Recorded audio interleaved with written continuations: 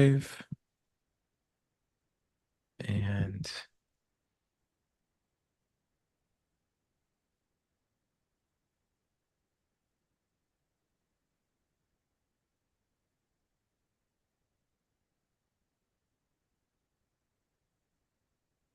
close.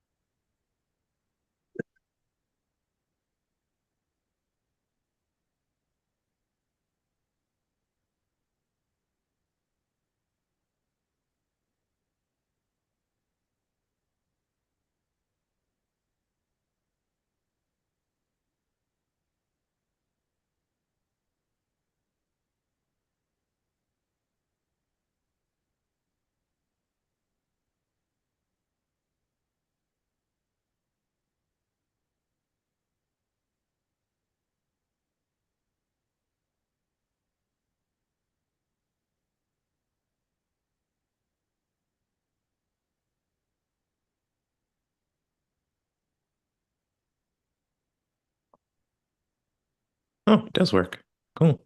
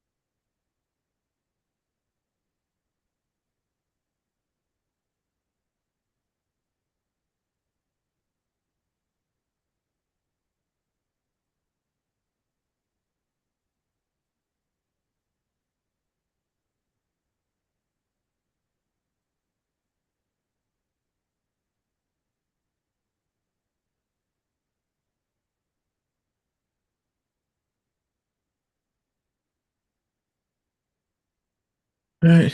We'll start in a couple minutes.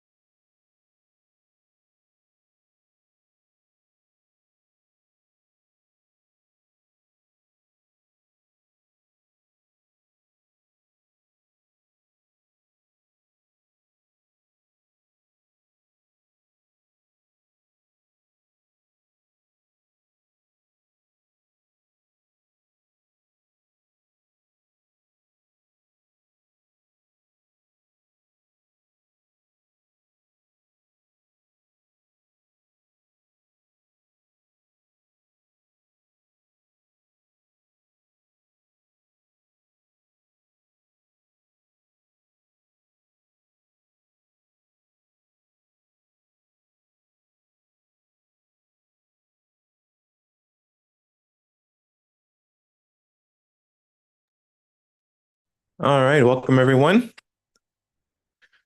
This is class 9 or session 9 of our study. The new book, The Miracle Kit Behind the Power of Prayer.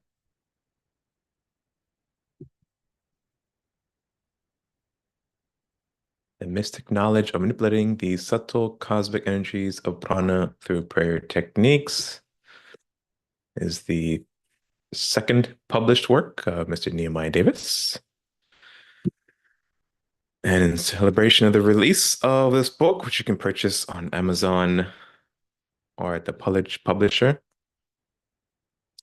we'll be reading through the book, and we'll also have a mystic prayer workshop at the end of the reading, in which we'll cover chapter 9, which is the mystic prayer technique, and then we'll also go into practice of some other prayers, such as the 12 blessings and so on. Last session, we finished up chapter 5, and we did a review of chapters 1 and 2. Today, we'll start off with maybe an open discussion or Q&A about what was covered in the first 5 chapters, and then we'll move into chapter 6. We'll also field questions throughout the study of chapter 6, So if you do have any questions or comments, feel free to post them in the chat, and we'll answer those for you.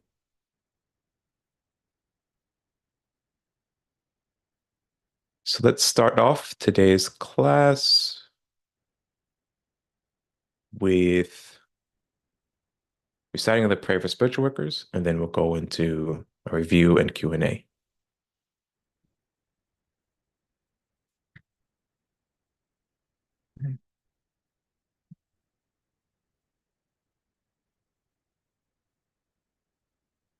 Let us recite the prayer for spiritual workers.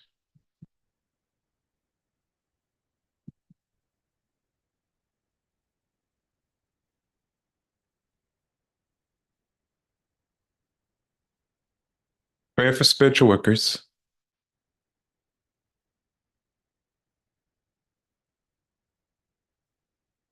Almighty God, I bless all those who, because of their limitations, would smite me. Almighty God, I bless all those who, because of their weakness, would not heed me. Almighty God, I bless all those who, because of their ignorance, would defile you through me.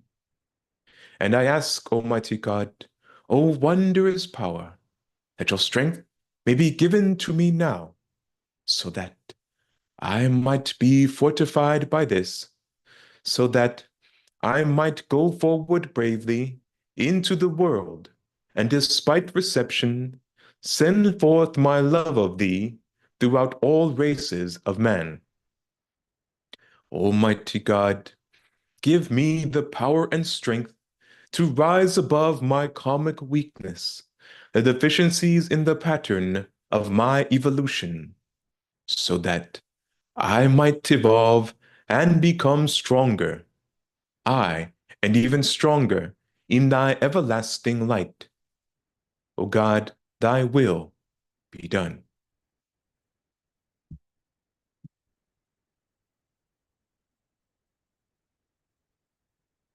All right, once again, welcome everyone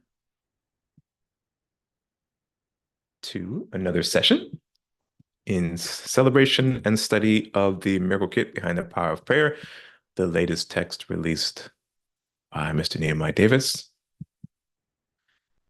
As I said earlier, we looked at chapters 1 through 4, and we also finished reading chapter 5. Today, we're going to pick up with chapter 6 after we do a review of the first couple of chapters. Now, let me see if I can get out of this view. Okay. There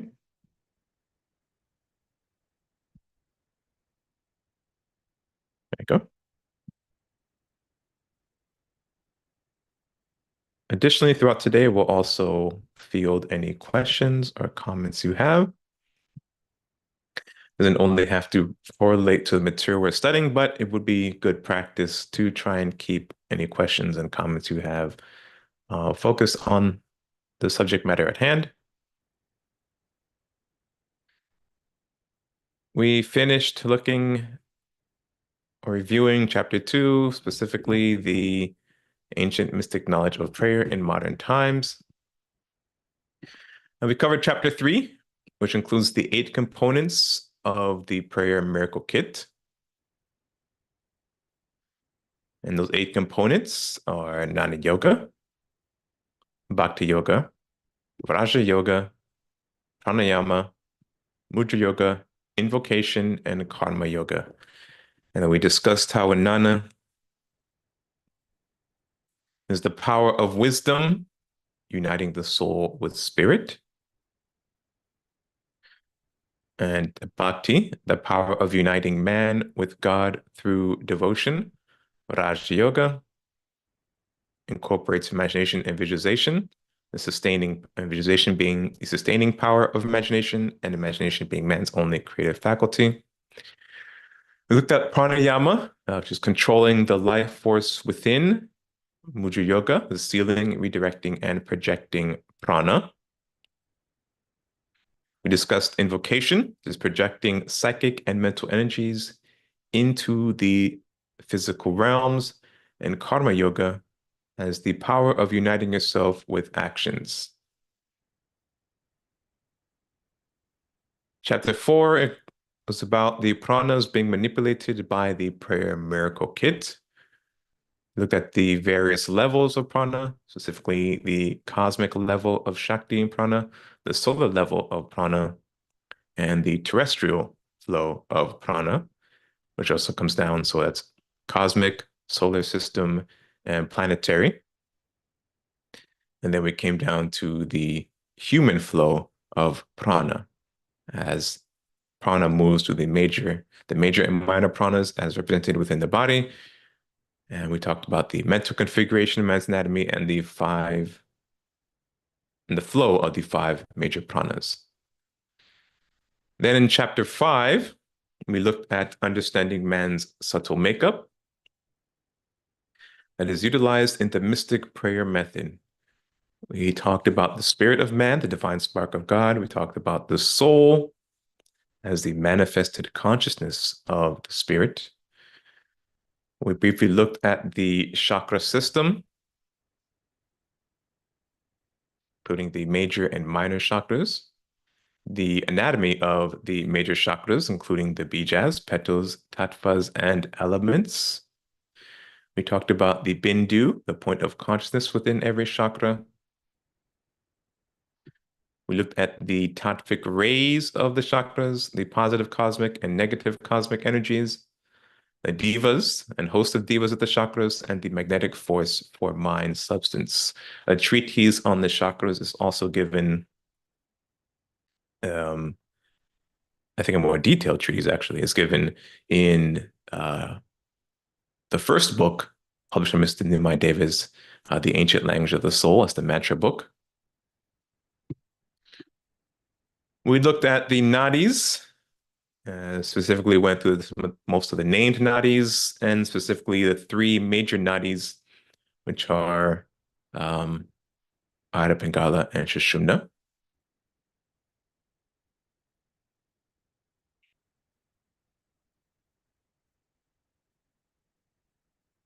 We looked at levels of consciousness, and we wrapped up with a brief statement on man's mind, including the supraconscious mind, the subconscious mind, and the conscious mind.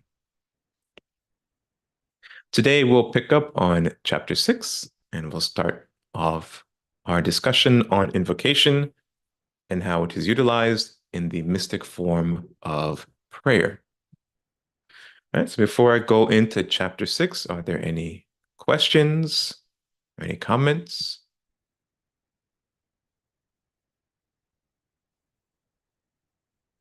Let me maximize this so it's easier. Oh, actually, no, that's not easier. I'll just read.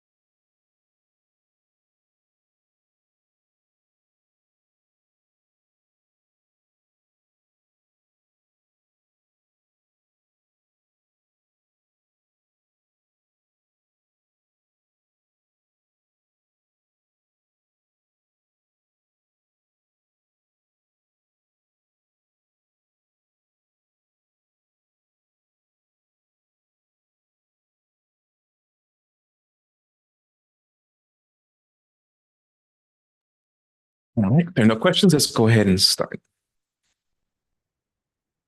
Chapter 6, the power of invocation in the mystic form of prayer.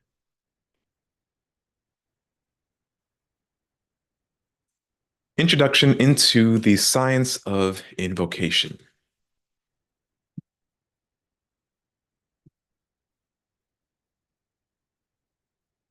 There is an ancient mystic science of invocation that is not spoken of as much as it should be. The ability to speak is a direct result of the power of Kundalini manifesting itself on the base, gross, physical level of existence.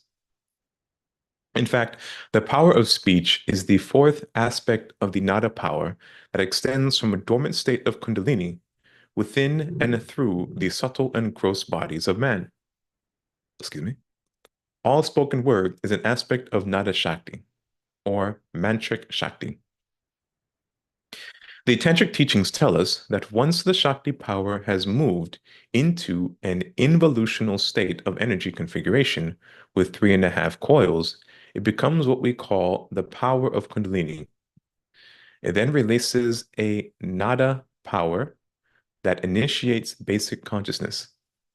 This Kundalini power is the instrument of consciousness for the soul of man. Without the power of Kundalini, there's absolutely no life within the body. It is the power and instrument of consciousness that the soul of man uses to manifest itself on several planes of existence in order to gain experience through its many reincarnations, life after life. The dormant power of Kundalini releases a sound vibration, Nada Shakti power, that places aspects of the soul's manifested self-consciousness on at least 5 realms of existence. Therefore, the power to invoke sound in a self-conscious state is the manifestation of Kundalini on the physical plane that is used to project this Shakti power into the auric mental fields of other people. The spoken word is the manifested mental energies and desires being forced onto the gross mental physical plane of existence to move forward in order to shape and mold the subtle cosmic energies that assist in sustaining the physical plane. When man speaks, the power of his Nada Shakti is expressed on the psychic, mental, and physical realms. The spoken word is the power manifested and has the ability to manifest itself on multiple levels of existence. In order for sound to manifest physically, It must move through the vortex centers of psychic energies, which manifest the mental images responsible for producing the signature vibrations of sound. The vortex centers are the chakras, which are called psychic centers because they are centers of tremendous subtle flows of pranas, which produce the mental images of the mental chatter from the conscious and unconscious mind or mental auric bodies of men.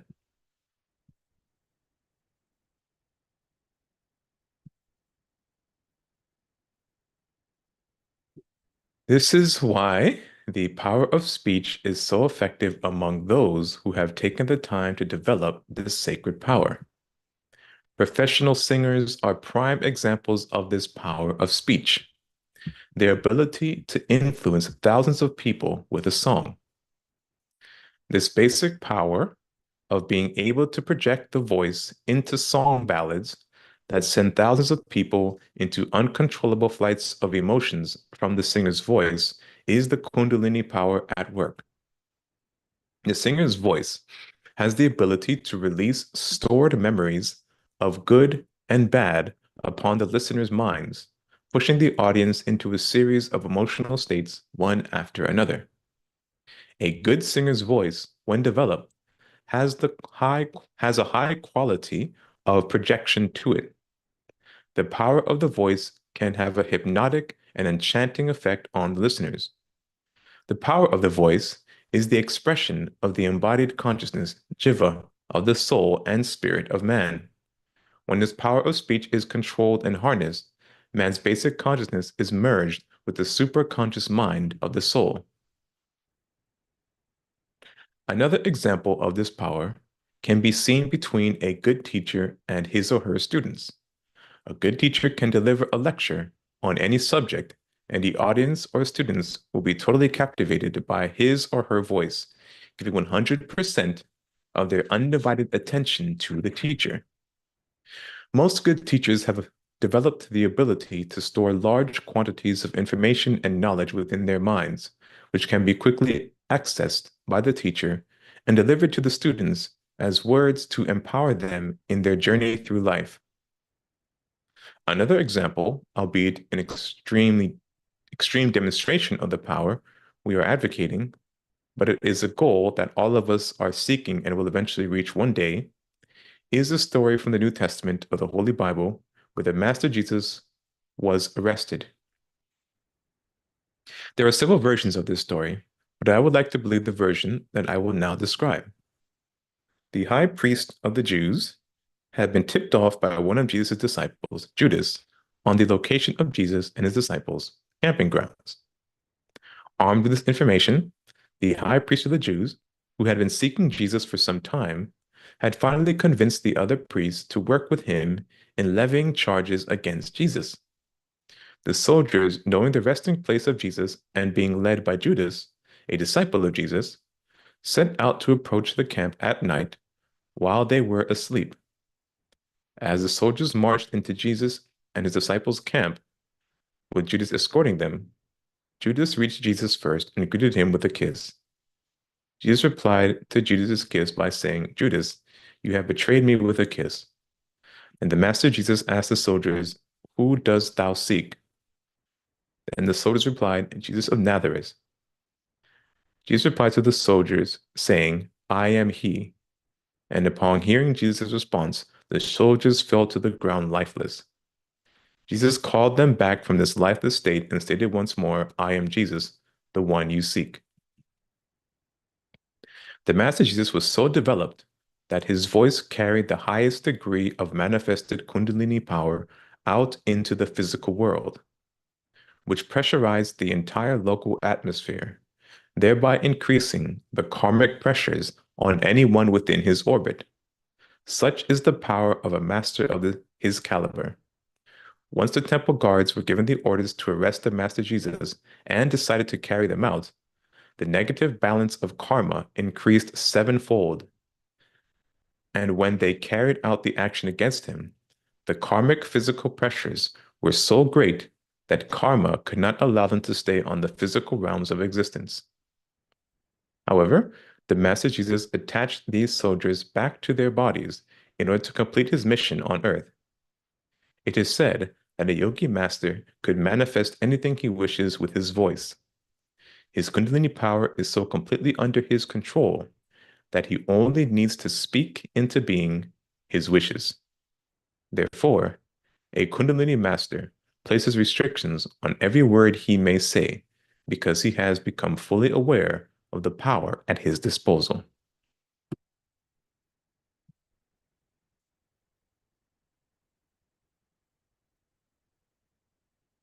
Hmm.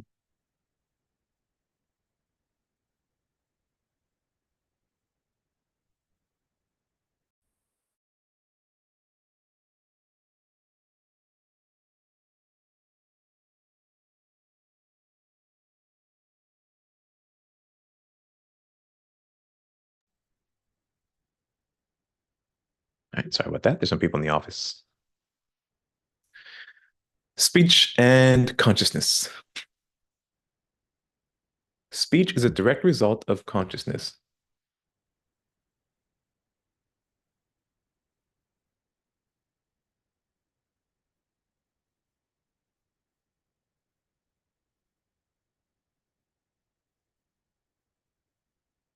Speech is a direct result of consciousness, born out of the soul's desire to involve itself into gross manifestation.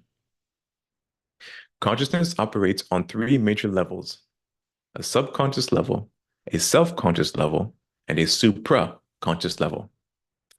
All consciousness is brought forward with a nadic Shakti power, which is an absolute subtle sonic force that extends from the endless potential to make sound.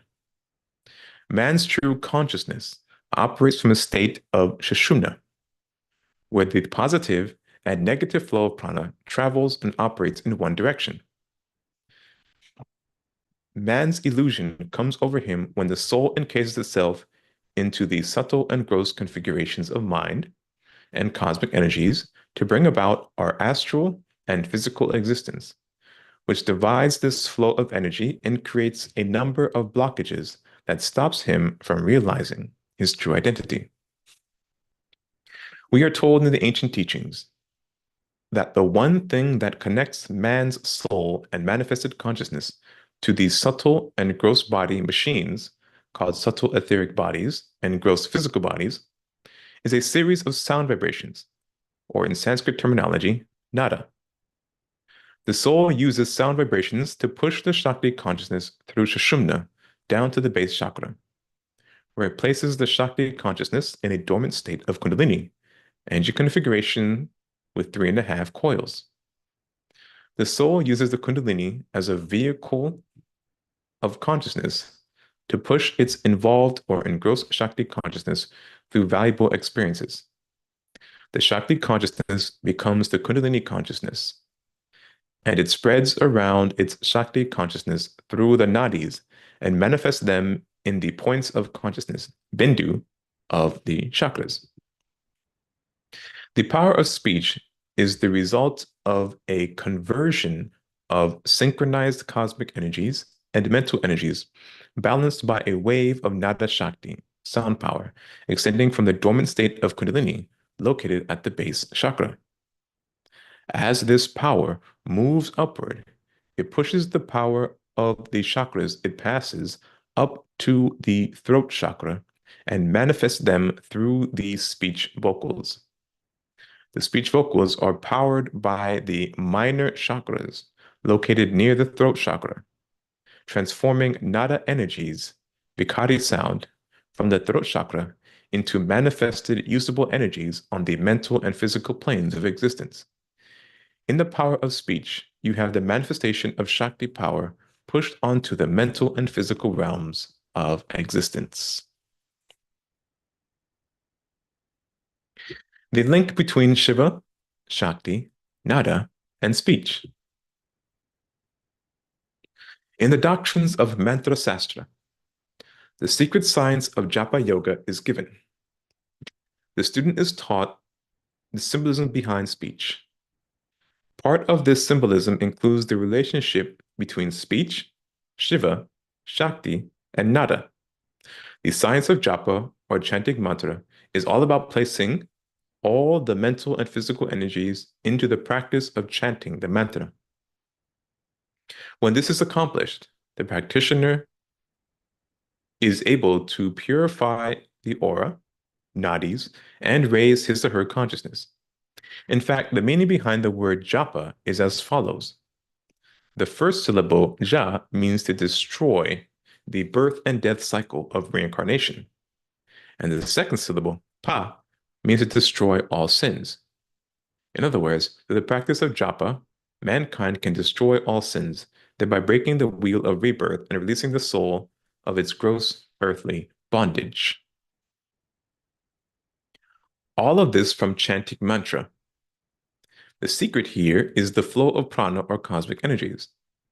The physical gross sound of the mantra produces movement that rises from a form of subtle thought forces built up from the desire to speak. It is said that when we voice a mantra, all movement takes on a specific action of power. In reciting mantra, the top lip represents Shiva. Actually, let me put the illustration back in frame. In reciting mantra, the top lip represents Shiva, a pure static aspect of prana. The bottom lip represents Shakti, an active aspect of prana. And the tongue represents the nada force, an inner subtle force of sound vibrations produced from the will of Shiva, the Absolute. And that's illustrated in figure 6-1, mouth diagram and subtle energies.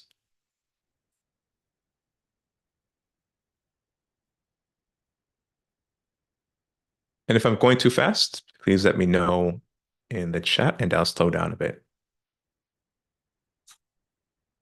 Invocation, the power of man's spoken words. In the physical gross aspects of mantra practice, you have three major methods of reciting mantra: the spoken mantra, the whispered mantra, and reciting mantra with pure thought. The spoken mantra is the result of the pure soundless sound, sabda, power that rises up from the dormant state of Kundalini power and manifests itself through the solar plexus chakra, heart chakra, and finally through the throat chakra, giving mankind the ability to manifest mental thoughts into spoken words. Reciting the mantra aloud controls the cosmic energies that manifest themselves on the gross physical plane of existence and manifest physical results. When chanting the mantra aloud, the practitioner must make sure to pronounce the mantra correctly with the right pitch and tone. Another point is to chant or recite the mantra with great devotion and vigor. This is considered dynamic and soul mantra. One of the effects of this type of mantra, when intoned properly, is that it accelerates the movement of energy particles within the auric envelope. These energized particles are spinning the auric particles of the aura in one direction, creating a centrifuge effect on these positive and negative energy particles. A spinning aura begins to separate the substances of different subtle densities, removing some and stimulating all the energy particles from its gravitational effects brought about by this centrifuge effect. This clears the chakra pathway by opening up the valence layer of the human aura. As one of the great fathers of yoga, Patanjali, stated, we must stop the mental modifications, vrittis, in order to experience higher consciousness. In his doctrine, the Sutras of Patanjali.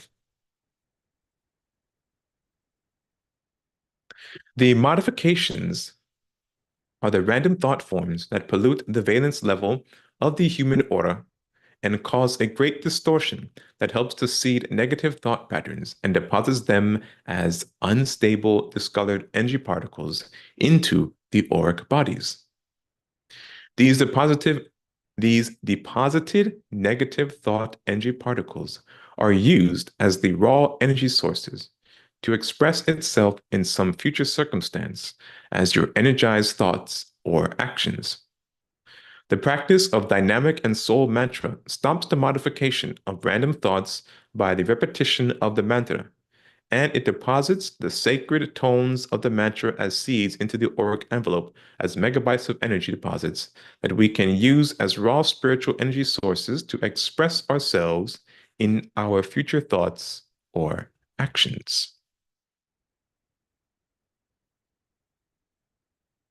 Let me pause here for any questions or comments.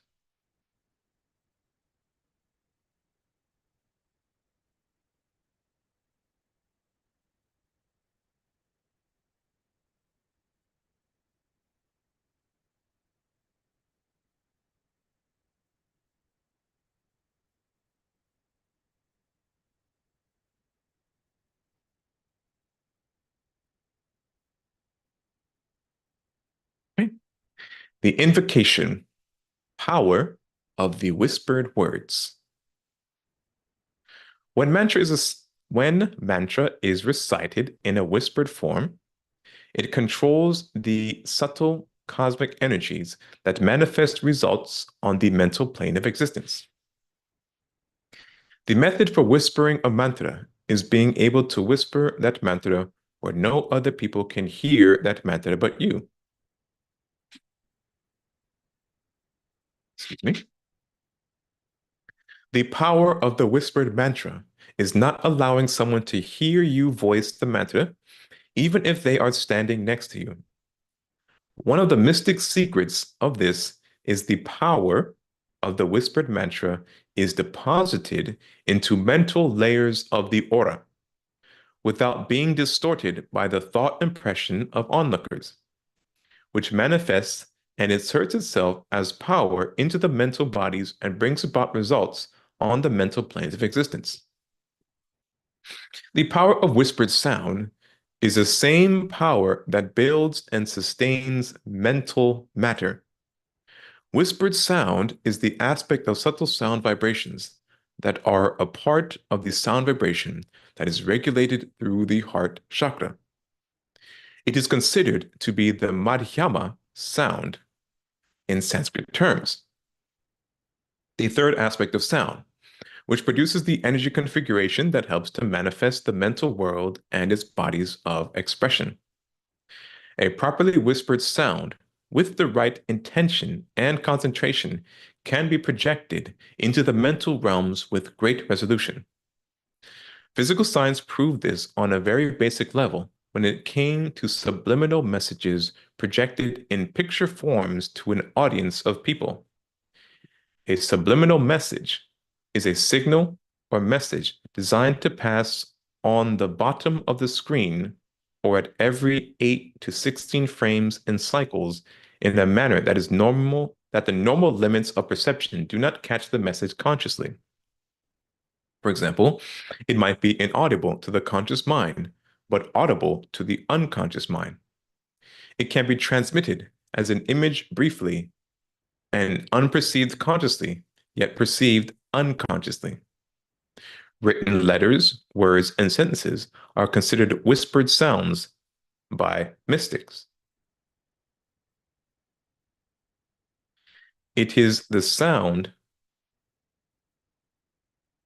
Oh, it is the sound that is whispered into the mental bodies by your own consciousness through the sensory perception organs of the eyes. Oh, so that's how that practice works.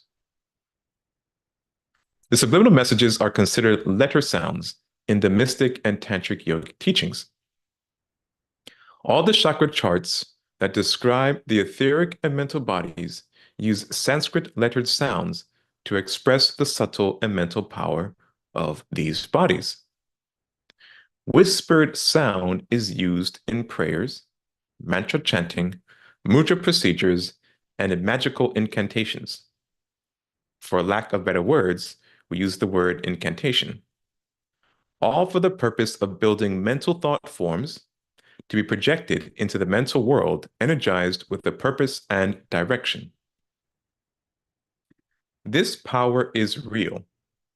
I, for one, witnessed it many times throughout my life. One particular time I remember vividly because so many people were involved in it, and I was a young boy just beginning to use these ancient sciences. This particular incident began when a woman that lived a few streets over from my parents' house came to my father, saying that she was falsely accused of a crime that she did not commit. She further stated that she was due to go before a judge in the next couple of days for a conviction hearing without a jury, and it did not look good for her. People came from all over to my father in those days. He was known as a holy man throughout South Florida and the Caribbean islands. My father gave her a mudra and an incantation to whisper when she went before the judge. He, my father, explained to her that if she were innocent, then performing this mudra and incantation when called before the judge would acquit her of all charges and be set free. Some days later, my father received word from a friend or family member that the woman was acquitted of all charges and set free. For some reason, the woman did not return to thank my father. To my knowledge, it was the neighbors and a mutual friend who came and gave him the details. I suppose my father was used to this because he helped many people that he never saw again. Some years later, the woman's close friend told me what happened in the courtroom. She explained to me how my father instructed her friend to stand before the judge and hold her arms and hands in a particular position while projecting a whispered message to the soul of the judge. The woman's friend said that the mudra and whispered incantation worked so well that it scared her to the point where she was afraid of my father and our family. As I listened to this woman, I thought to myself how ignorance is not bliss. The lack of the ancient knowledge, which my father was privy to, was the only thing that prevented them from being able to take care of their problem.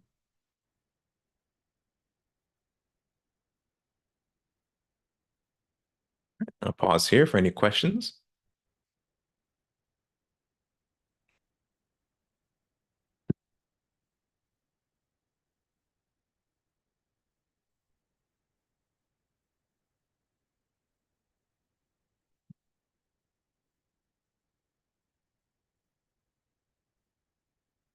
Okay. The invocation through the power of pure thought. The recitation of mantra through thinking the mantra with pure thought manifests control over the psycho-spiritual plane of existence. This is done through an ancient method of holding the cosmic energies within the body and releasing it through one channel. And that channel of energy is the method of using pure thought. This is where the practitioner, with the mouth closed, rolls the tongue to the back of the mouth, pressing it against the roof of the mouth with as much pressure as possible, sealing off all cosmic energies from being released from that point, the throat, thereby immobilizing the tongue so that no sound can be made by the tongue. This shuts down the physical and mental channels of cosmic energies and opens up a greater channel of the psycho-spiritual plane of existence, which is a higher etheric level of cosmic energies. This method of chanting mantra with pure thought elevates man's consciousness to a higher level of operation. Since I have mentioned the subtle sound vibration, nada, emitted from the dormant state of Kundalini, 3.5 knots, so many times, I thought I would close this chapter by giving a brief explanation of this nada power.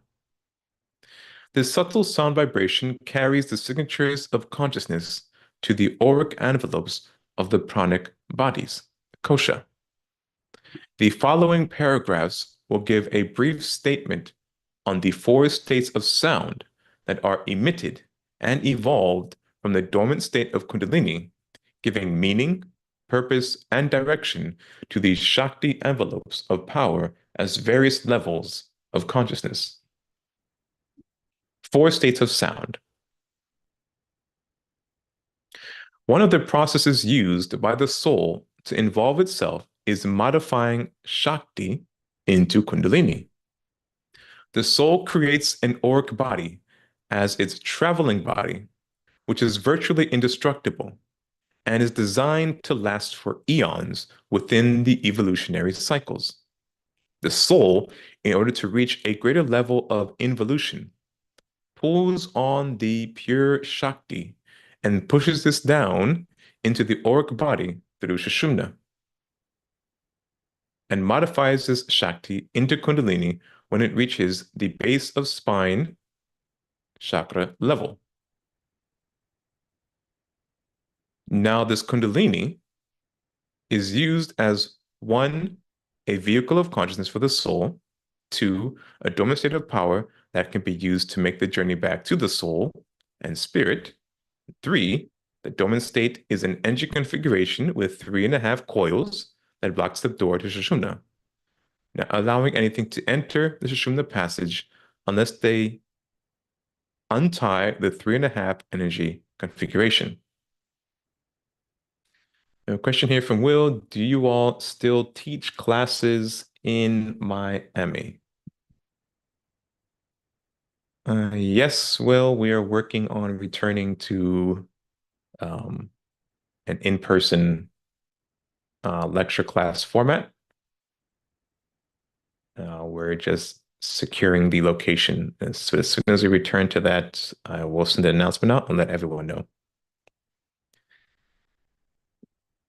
But the last chapter we'll cover, chapter 9, which actually goes into the miracle technique kit, will be done in person.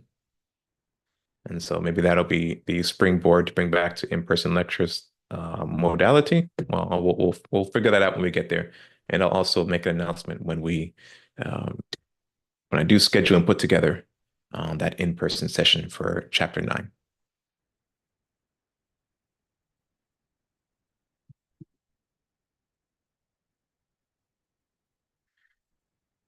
The world holds the thought configuration for all manifested forms. Sorry, the word holds the thought configuration for all manifested forms, be it animated or unanimated. Therefore, this word or sound vibration is the consciousness of all forms.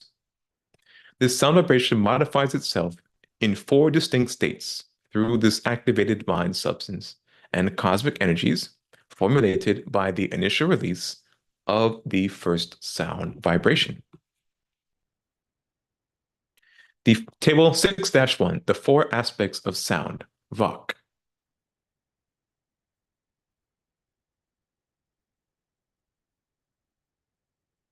Thank you for taking the time to each. Oh, you're welcome. Well, thank you very much for your comment. All right, so the 4 aspects on the left-hand side are the 4 aspects of sound, Vok, English and Sanskrit names, the chakras. And then on the right, we have a brief meaning of that particular aspect of sound. First, we start with Para sound, is the base of the spine psychic center, the Muladhara chakra. This is the first subtle soundless sound that raises from the dormant state of Kundalini at the base of the spine psychic center or Muladhara chakra. This represents the highest concentrated levels of creative sonic signatures. It is said that the dormant state of Kundalini represents an endless potential of creative mind and power. This is the supreme sound as pure potentiality in the divine will of the Absolute, arising from the union of Shiva and Shakti from this dormant state of Kundalini. Number 2, Pasyanti sound, located solar plexus psychic center or the Manipura chakra.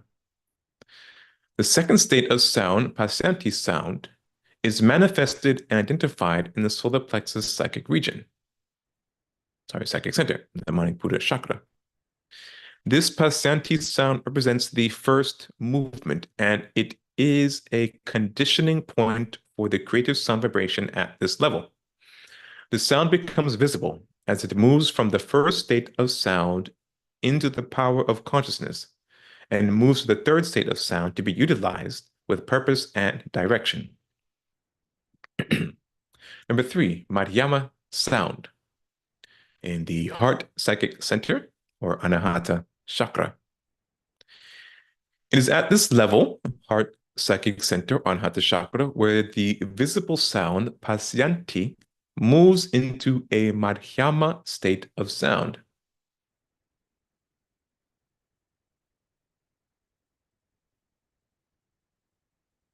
Where it organized mind and vital energies to the point where it gives meaning and purpose to organized subtle matter, utilizing the vortex centers of the chakra system, the formation of the nadi system, the mental bodies, the formation of pranic patterns, the etheric bodies, and the astral bodies. At this Anahata chakra level, thought forms are manifested and become animated within the subtle bodies. It is here where this subtle sound vibrational powers manifest the ability to mold mind and cosmic vital energies into shapes by forming the subtle bodies of man.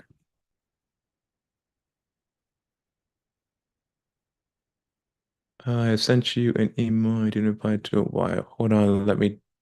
Pippin, let me check. I may have missed it. Let me check. I will reply to it. I was busy this week. I seen the email. You sent one directly to you, or that was for something else? No, it was to the main email. If you want personal stuff, send it to mysticlessons@gmail. But I'll respond to him, Joanne. Don't worry about it. Okay, I see.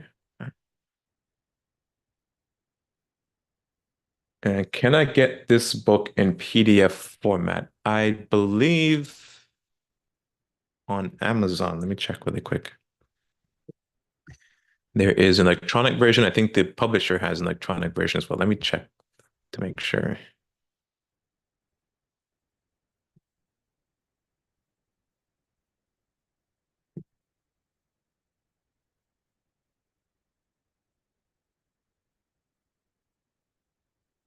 Yes, there is a Kindle version on Prime, and I do believe the publisher has an ebook version too. What's the publisher's name? Ex Libris, something like that. I forget how you spell it.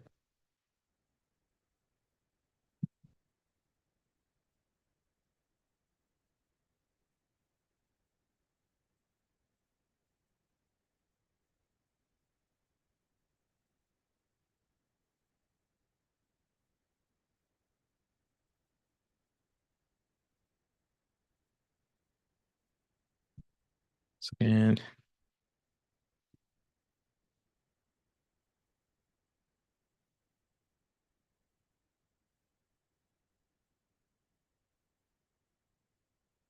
yes, there is an ebook version on the publisher's website. I don't know if it's specifically in the PDF format.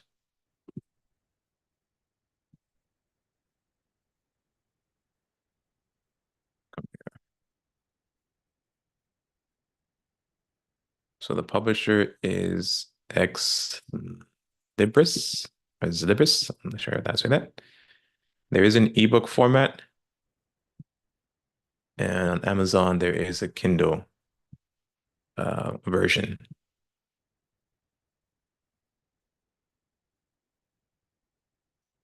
So you have your option there.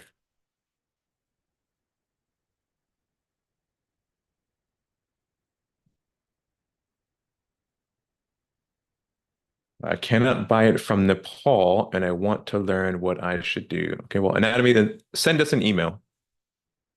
Send us directly an email, and we'll see if we can facilitate you with helping you get a copy of the book.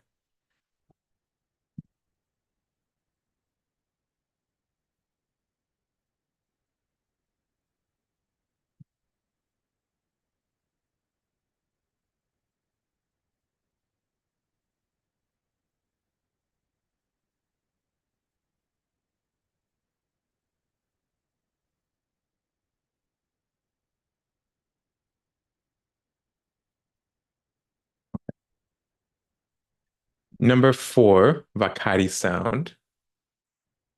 I didn't read this one yet, did I? No, I don't think so. Throat psychic center, Vishuddha chakra. The fourth and final state of sound takes place at the throat psychic center, Vishuddha chakra. At this level of sound, At this level, the sound vibration provides the signature background and subtle energy formation for patterns of gross matter. This fourth sound vibration creates a gross physical body to allow gross, coarse audible sound or mental consciousness to be expressed. It is a solidification of sound in gross intelligent form. At this level, consciousness exists on several realms of existence. The Tantric doctrines describe how the following four states of sound moves toward form. Number one, Pada sound. This is the supreme sound as pure potentiality in the divine will of the Absolute, arising from the union of Shiva and Shakti. This Pada sound is the subtle level of inner sound that permeates all things. Pada sound is considered as motionless, casual, absolute soundless sound, which exists within the Kundalini consciousness of man at the Muladhara chakra, at the base of the spine.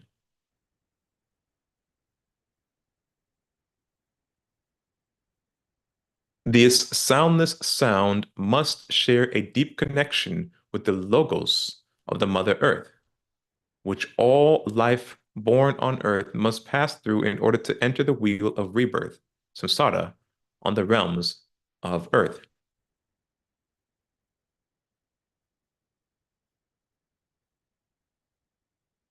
Pasyanti sound.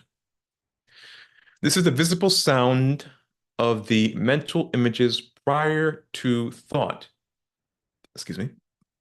Pasyanti sound is a sound that arises from the subtle level of soundless sound. Pasyanti represents the first movement from the first state of subtle sound into the power of consciousness that forms the mental images prior to thought. This wave of dormant consciousness rises from the Kundalini sound.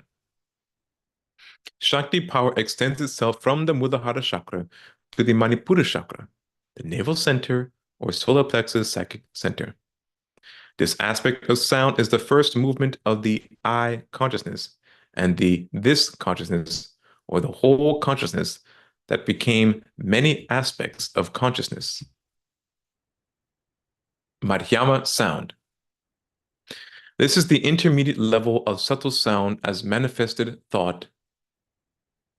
It is at this level where the visible sound, pasyanti, develops to manifested thought forms with continuous motion. It is here where this level of sound vibration builds motion before it solidifies into gross, audible sound. This initial power of sound consciousness continues its journey by modifying itself from the pasyanti sound located at the solar plexus center into the heart center, Anahata chakra, giving inner meaning to its movement. It is here where the naming of this nada power occurs. It is here where the sound power manifests its ability to mold mind and cosmic energies into shapes by forming the subtle bodies of man. This subtle sound manifests the material to build the mental world, and it is the signature configuration of the mental bodies, pranic bodies, etheric bodies, and the astral bodies. Number 4, Vaikari sound. This is manifested sound, a gross, coarse, audible sound. This is the final step in the 4 levels of developed sound. It is the solidification of sound in gross intelligent form. At this level, consciousness exists on several realms of existence: the casual or superconscious realm, the etheric realms, the mental realms, the astral realms, and now the physical realm. This wave of Vakari sound represents the gross aspect of consciousness as gross speech and gross physical body. This sound Shakti power or Nada Shakti, is located in the throat center, Vishuddha Chakra. Vakari Sabda is the corresponding gross aspect of the subtler forms extending from the Madhyama mental configuration. We can see these powerful forces at play in a true analysis of gross spoken speech. Spoken speech is a physical vehicle for thought. Organized thought is a subtler form of sound that resides in the inner subtle realms of man's mind.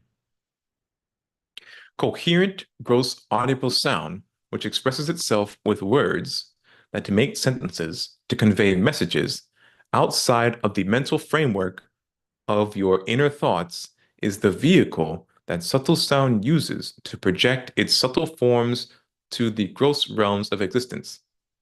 Sound represents organized movement, and organized movement represents consciousness. Therefore, sound in the gross and subtle matter is consciousness.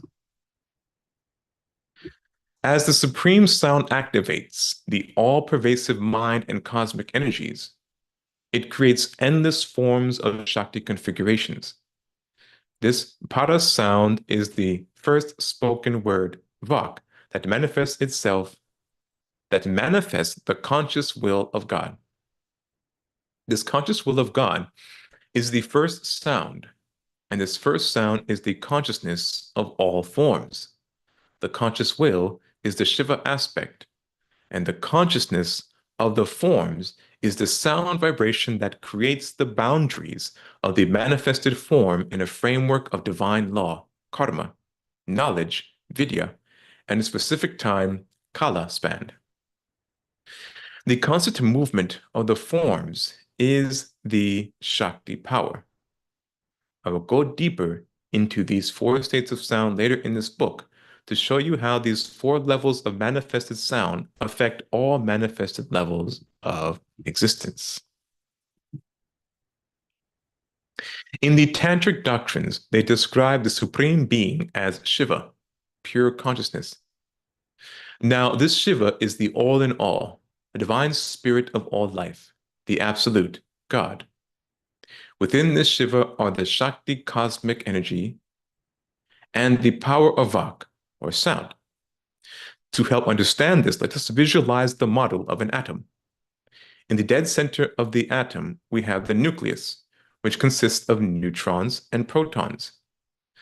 Now, these neutrons are particles of neutral energy. It is positive and negative energy particles that probably cancel out each other. Now, the protons are positively charged particles that share the center of the atom with the neutrons.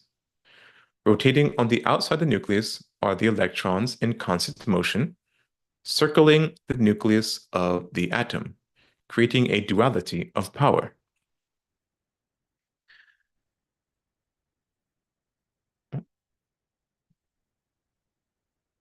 Oops. The nucleus of the atom is a static, motionless power with all potential located in the exact center of the atom.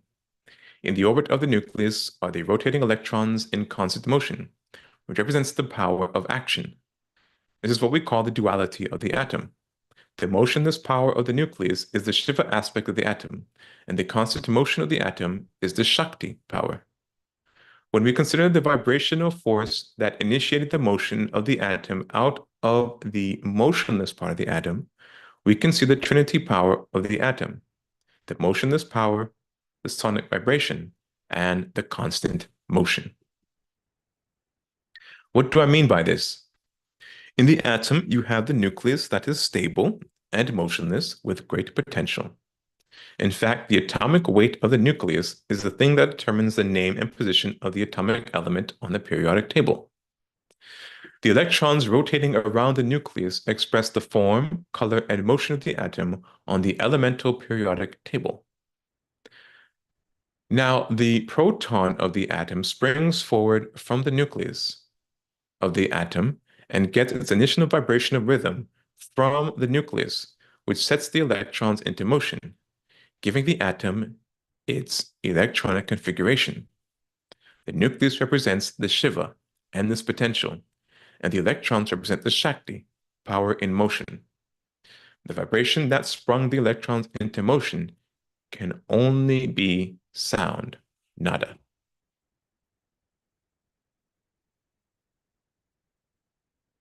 All right. That completes chapter 6.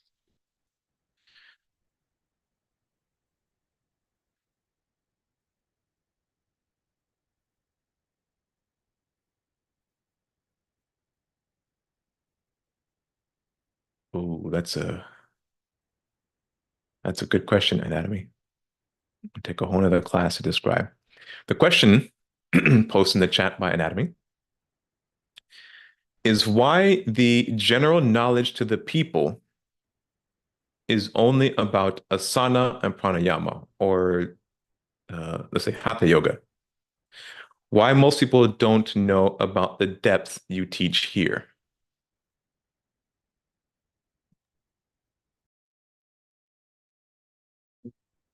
I think it's because of commercialization. And most people don't have these deeper teachings. And if they do, they don't understand it. But the exciting part of yoga is the hatha yoga and the pranayama, because most people are not interested in the deeper, or at least the people who commercialize these teachings, they are not interested in it because they see the benefits of hatha and pranayama and they want to capitalize on that. So I think that's the reason. And that's what many people told me. So these teachings I give you is a lifelong lesson of teachings given to me since I was a toddler. So I received these teachings from birth. So it's a good question. I mean, that's my take on it.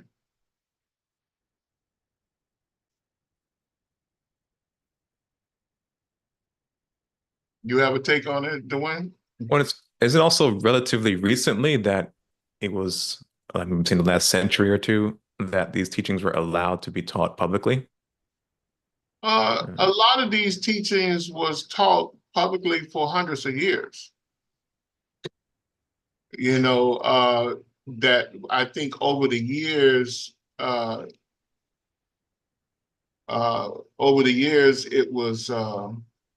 it was released to the Western world in abundance. But remember,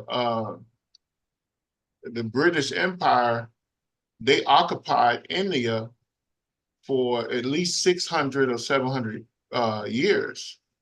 And those teachings was there. In fact, when the British got there, they tried to seize a lot of these teachings before they can get out to the public. The same way they did the Africans. When they occupied and colonized Africa, they tried to seize these type of teachings, and when it did come to the Western world, Europe and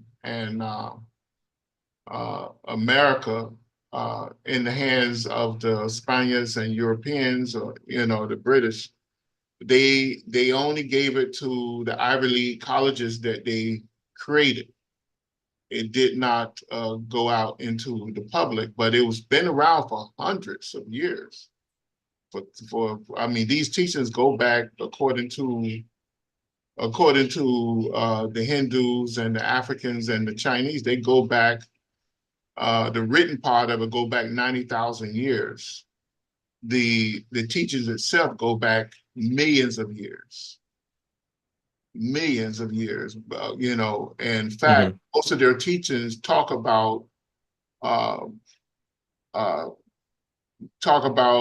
the history, the current history of the race of people that's here, only go back 18,600,000 years. So that's how far these teachings go back, through several civilization, Lemuria's and Atlantis, and now the Kali civilization that we're currently in. So it's been there, but uh, many times the information had to be pulled back from the public and put into secrets and written down and hidden because of the battles they had with the people who just wanted selfish gain or wanted to capitalize on the ignorance of other people, or we just had this me type attitude. Mm-hmm. And that fight been going on. I mean, that's what all the Bibles are about. If you go back, even you go back to the Bhagavad Gita, is a battle between good and evil, or between the different races, and in the Bible, same thing, good and evil. Uh, in the Vedas, is one story after another, good and evil, different races and Mm-hmm. different attitudes of mind and character. So the teachers have been there, but it's how you use the teaching, how you accept those teachings.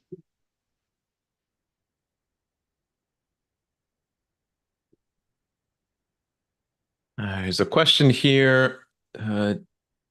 Does having a peaceful mind and heart and focusing on the breath help us to manifest our will faster only if it involves growth? What do you think? Well, the our goal is to obtain peace. That's our main goal, is to obtain a balance, and with that balance come peace. Uh, and one of the ways that you control the mind is to bring about uh, a a balanced mind through calm, to calm the what we call it, the virilities, because your mind, if you look at the aura, which is your mind is the aura, is it is the mental, the mental bodies is within the auric fields of your is within the auric fields, and is part of the auric fields, and we are constantly bombarded by sound, all the different senses, and what it does, it creates modifications in our aura, which keeps us moving around like restless animals. Well, Mhm. the intelligent thing to do is to calm the mind so that you can see things as it is, not as you want it to be. So, part of hatha yoga is to calm the mind down in order to, in other words, we are told to withdraw our senses so that our real senses can observe, or be the observer of what's really going on. The only way you do that is by becoming peaceful in in yourself, in your aura. So yes, and that's a Raja Yoga technique. In fact, that's a technique that must be used in all yoga Mhm. in order to bring about concentration, contemplation, and eventually meditation.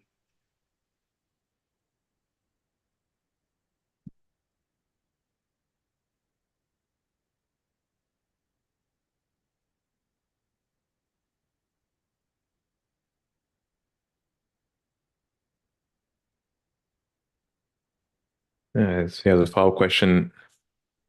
Am I muted? Okay. How about if one starts to hum songs within? I think that's good too.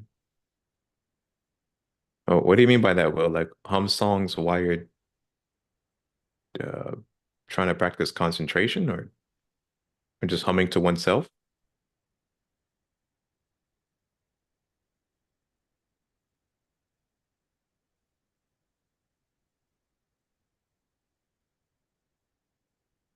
Or are you talking about what the practice of the types of the three methods of practicing mantra? Oh, just positive music you create yourself. That's positive. Okay. Well, the safest route is to use a balance type sound, either through prayer, a balanced prayer, or ancient Sanskrit mantra, which helps to balance off the energies within the chakras. Mantra is supposed to be sacred sounds released by God and used by the spirit and the soul.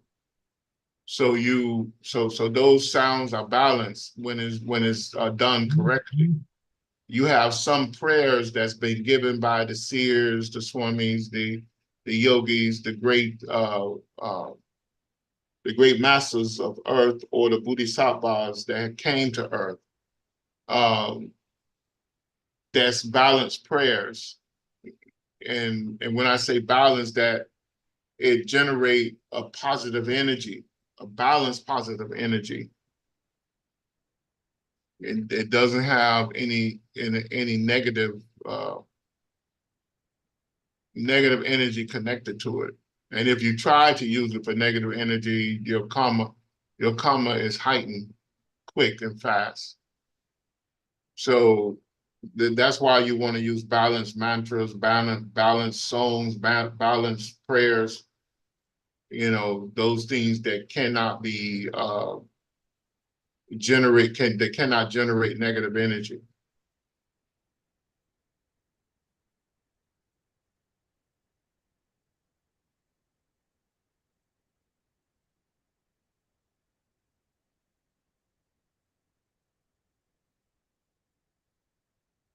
Question here. How to balance material responsibilities and at the same time give time to yoga practices. Can you advise me? Can you give me advice on what are the things that we should be aware of? Everything you go to do, you have to make a deposit, and that deposit is a sacrifice. So sometimes you have to, in order to gain something, you have to give something. So that's why in yoga, to it teaches you every aspect of your life, really.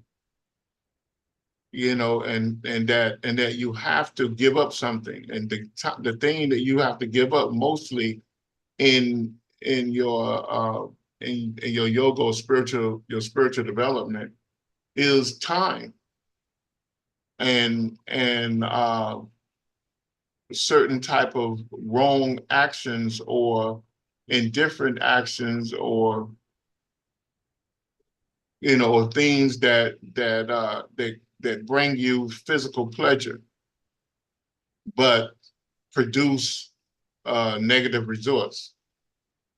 So that's what the ancient teachings of metaphysics teaches you, that when you make an action, you want that action to produce a positive result.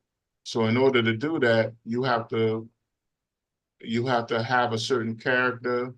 You have to walk a certain uh, line of actions and thoughts, and not create chaos everywhere you go. So with the 12 forms of yoga, it teaches you to cleanse your aura, to make your aura a positive aspect of Earth, so that you are always producing positive energy.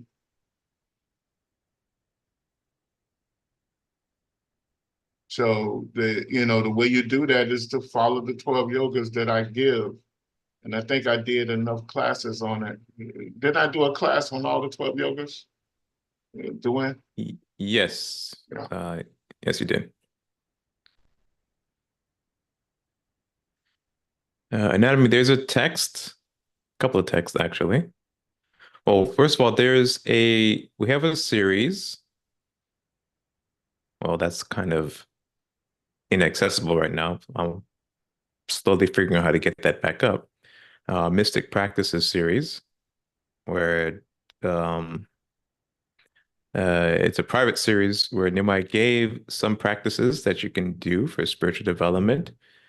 And he also gives, I think in some of the earlier classes, it gives a recommended regimen of how and when to perform those practices.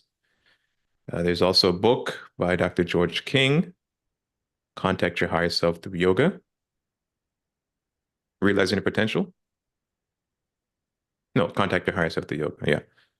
And those are a series of not just pranayama practices, but there's also a water charging practice and others that he gives, which are simple practices that can be done um, within an hour or two. Can be done regularly throughout the day. And we were told that a good time to do your practices is to maybe cut out an hour or two early in the morning. So we were told to like wake up at 4 o'clock in the morning. At least I used to wake up at 4 o'clock in the morning and do pranayama and mantra at that time. Mainly because that's also when most people are still asleep at that time, and that's when time is available. But even when I was growing up in the church, they would advise us to wake up very early in the morning and use that and give yourself an hour or two for your quiet time, your devotional time, to study the Bible or whatever teachings you want to study and spend time in prayer. Yeah, the yogis say start your practice 3 a.m. in the morning.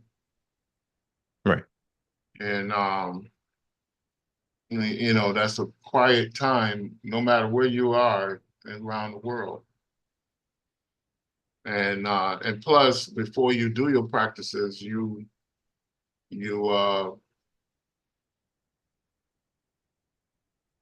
need to refrain from eating for at least 3 hours. Some say 2 hours, but at least 3 hours, no food on the stomach. Hmm. And then you go into your practices. And between 3 a.m., 3 is the number of expression, and 4 is the number of it's a balanced number, the number of diplomacy. And 5 is a number of change.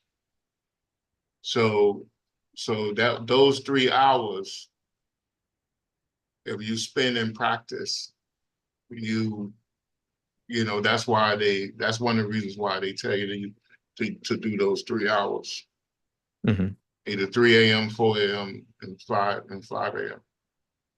So and each yoga, the first yoga is Jnana yoga, which is wisdom.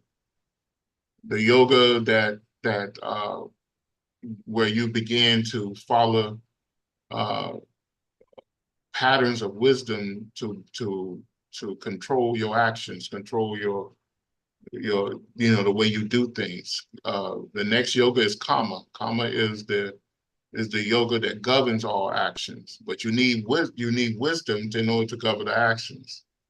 Then the next yoga is Bhatha yoga, which is the yoga of devotion, where you observe God in everything you do.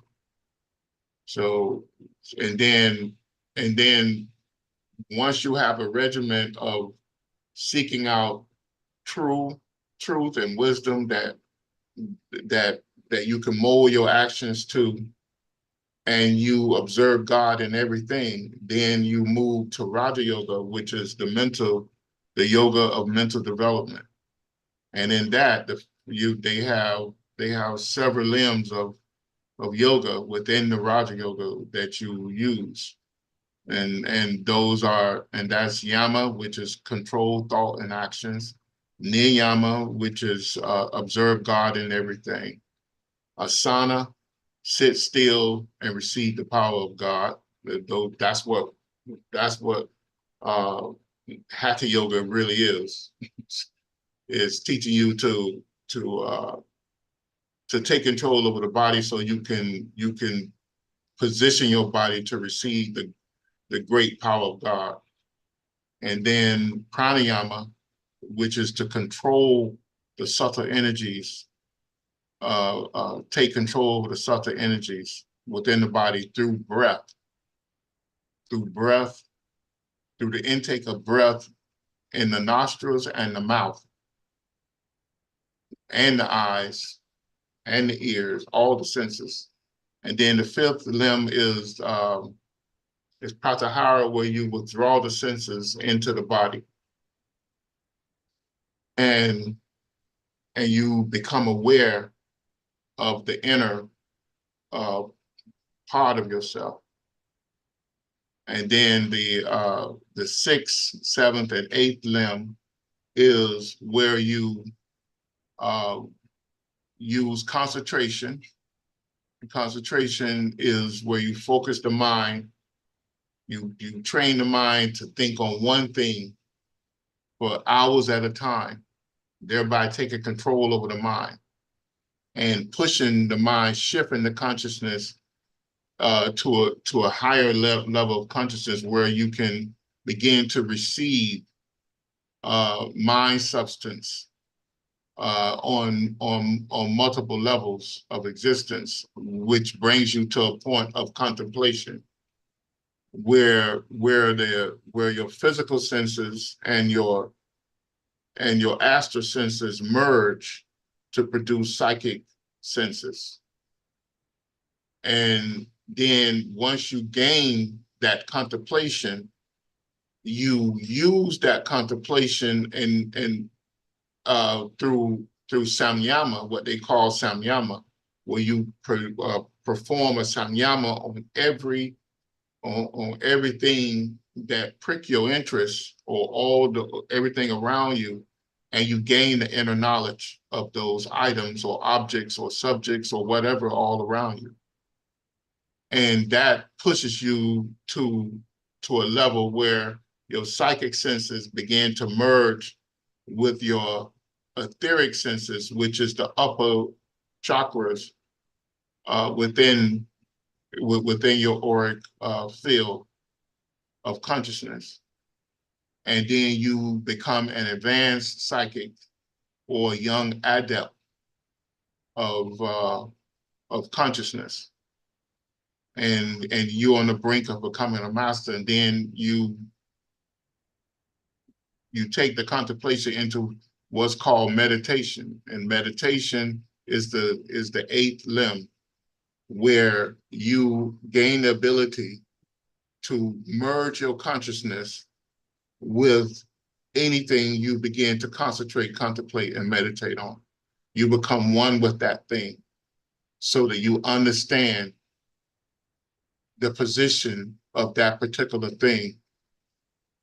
And all the secrets are revealed to you because you become one with that. And that's true meditation. And those are the limbs of yoga. And it takes a long time to get there, but you can get there. And they lay out that in Raja Yoga. Then you go to Hatha Yoga, and Hatha Yoga is a preparation for Kundalini Yoga, for meditation. And that's what Hatha Yoga truly is. Hatha Yoga is a yoga to prepare the body for taking on the higher states of consciousness and mind. And then you have Mantra Yoga. Mantra is the yoga of sound, of sacred sound, where you learn to repeat the holy names of God and in secret, and you learn to do it physically, mentally, and psychically. And that's what activates the chakras through contemplation and meditation, through concentration, contemplation, and meditation. And then you have mudra, which helps manipulate the energy once you have activated the chakras to a certain degree. And then you have, that's mudra yoga. Then you have Kriya yoga. And Kriya yoga is to place all the yogas in a daily regimen on a certain discipline. Once you have gained that ability to do these different yogas, to practice them, and then you go into Kundalini yoga, where you awaken the Kundalini through concentration, contemplation, and meditation. And then the last yoga, the 12th yoga, not the last. Then you take you go from Kriya yoga to Tantra yoga. Tantra yoga is where you loom them all together. And then that brings about Kundalini yoga, where you awaken the Kundalini. And then from there, you go to Layer yoga. And Layer yoga is where you move the Kundalini through the body. So those are the 12 yogas, and it brings you to a position of adeptship and mastership by practicing the 12 yogas.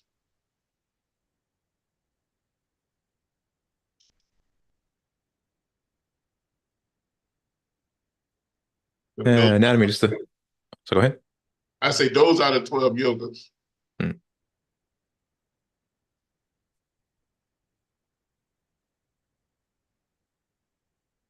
Anatomy, just to follow up on that,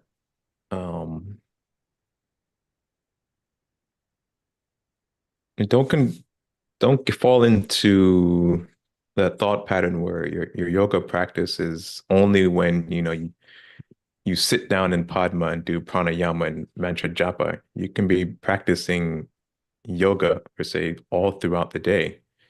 Like when Nehemiah was talking about the 8 limbs of Raja Yoga, yama and niyama can be practiced all the time and should be practiced all the time. Like for example, when you're driving on the highway, somebody cuts you off. Instead of getting angry and cursing them out, you can practice yama to control your thoughts and actions, and practice niyama to observe God in everything and say, what, turn this into a teachable moment. And instead of cursing them out, send them a blessing. When you go outside and you encounter different weather patterns like rain or heavy wind, send a blessing to the Thanksgivers, to the Devas. Send a blessing to the mighty sun at sunrise, high noon, and sunset. Send a blessing to the Mother Earth every time you go outside, or pray and bless your food every time you eat. And I forget what it's called.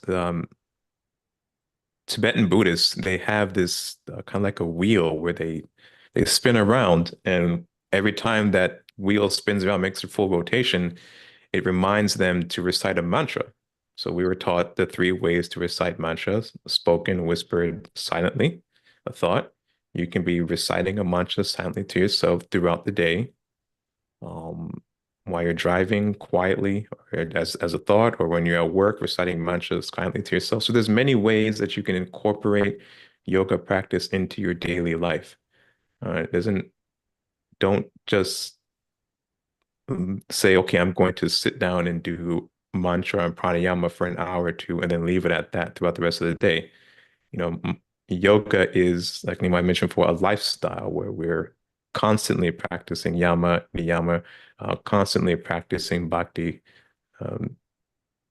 all throughout our waking life, and it'll continue on in our unconscious life when the physical body is asleep and the astral body continues on.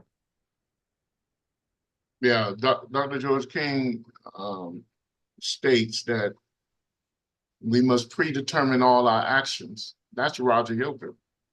Right. So because in the first limb of yoga is yama, which is to control your thoughts and your actions. So the only way you can control your thoughts or actions is second by second, minute by minute. you know, hour by hour. That's the only way. So you have to refrain. And that's what I mean by making the sacrifice. You have to refrain from doing things that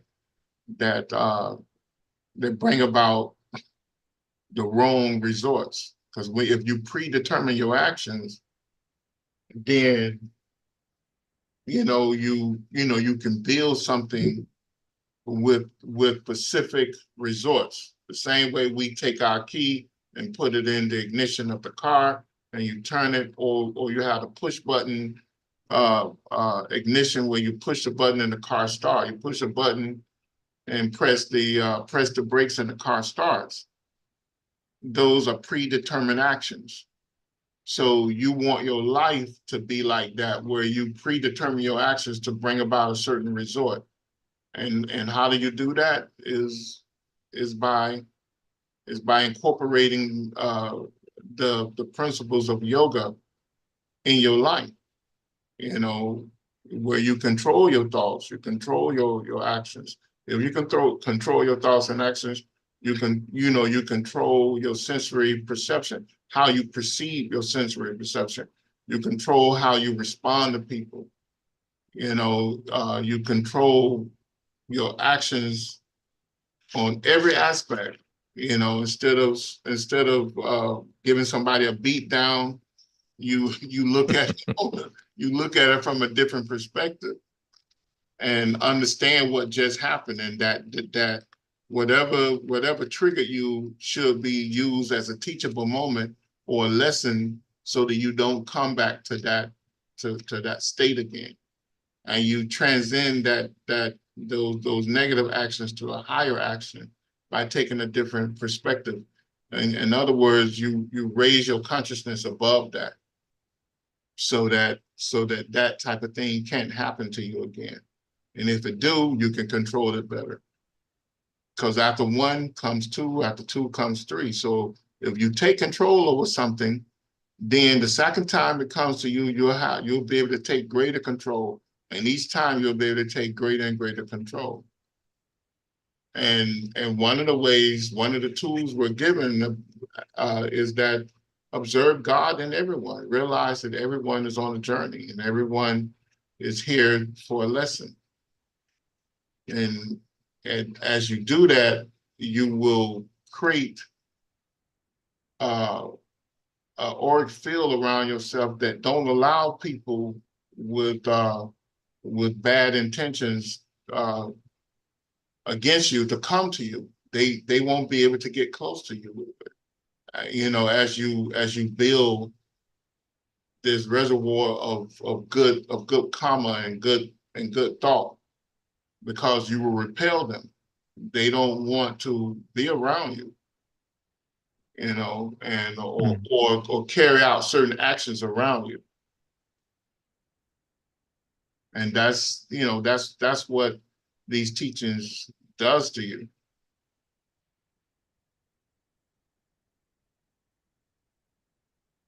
All right. So do we have any final questions and comments before we close out today's session?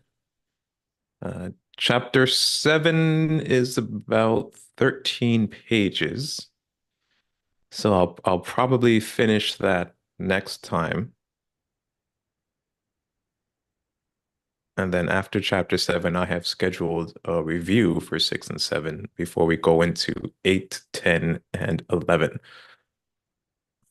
So we'll see how that works out, whether or not we'll need a review after these 2 chapters, or if I can save the review to after we finish the rest of the book. Next session, I will be out of town, or next week, sorry, I'll be out of town. So there will be no class on Sunday. I think that's the 15th or 16th. That's the 15th. Yeah, the 15th. 15th, I'll be out of town. So we'll have our next session will be on the 29th, Sunday the 29th. And then on Sunday the 29th, that's when I will also announce the date and time for the review of chapter 9, including our workshop to go along with chapter 9. So you won't be here on the 22nd? No, on the 15th, I won't be here next week, Sunday. Okay, The 22nd. yeah. The 22nd. Oh, Yeah, I didn't see. Okay, yeah. So 22nd and 29th. Oh, yeah. Well, so 22nd, we'll resume. And on the,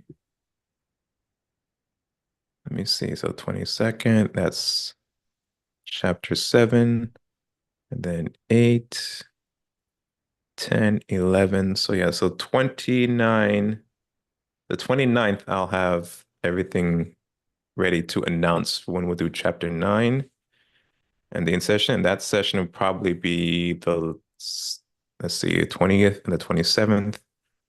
One of those two Sundays, the 20th or 27th of October, probably when we do chapter 9 and including the workshop, the Mystic Prayer workshop. But stay tuned. Within the next couple of weeks, I'll have that announcement ready for everyone. All right, so no class, reminder, no class the 15th, next Sunday, but the 22nd and the 29th, there will be session. All right.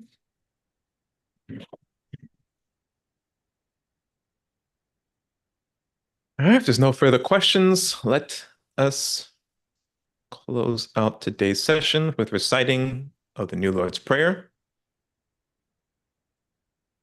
As a reminder, too, part of this celebration of the miracle kit behind the power of prayer, we will be studying these two prayers that we recite during class. I think after we finish the book, when we do the workshop on chapter 9, we'll look at the New Lord's Prayer and the prayer for spiritual workers. So this prayer that we recite at the end of class and the prayer for spiritual workers that we recite at the beginning of class. And those will be part of the prayers that we use when we're practicing the mystic prayer technique, as well as the prayers contained in the 12 blessings. There are any other questions or comments you have after this, you can feel free to send us an email. Again, Anatomy, do send me an email regarding the book, and we'll try to facilitate you.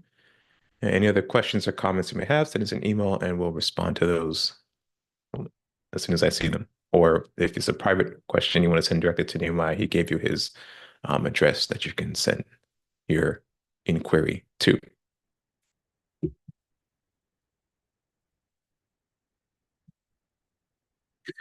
The New Lord's Prayer.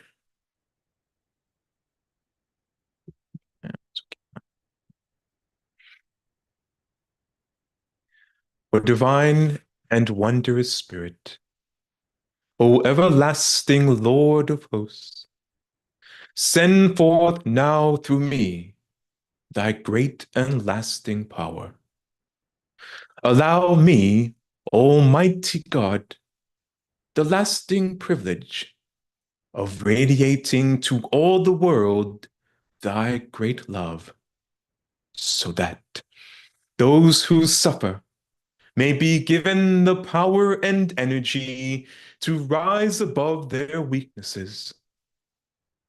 Almighty God, in great humility do I ask you to send forth your power, to give to me this great lasting privilege of being a channel, so that my suffering brothers may be helped and guided and healed and lifted into thy light, so that they who know not may look up, and in doing so, receive to their higher selves your divine counsel. Almighty God, this day have you granted me a divine privilege. I ask you now to give to me the strength, so that never again will I turn from my inner vision of you. Oh, great peace, great peace, great peace. In praise of your greatness, O God, doth my soul sing. Grant it energy to sing on forever and forever. All right. Thank you very much, everyone, for your kind attendance and participation. Again, no class next week, the 15th, but on the following week, the 22nd, we'll return we'll pick up with chapter 7 and we'll field more questions or comments that you may have. All right. Have a wonderful week, and we'll see you next time. Take care.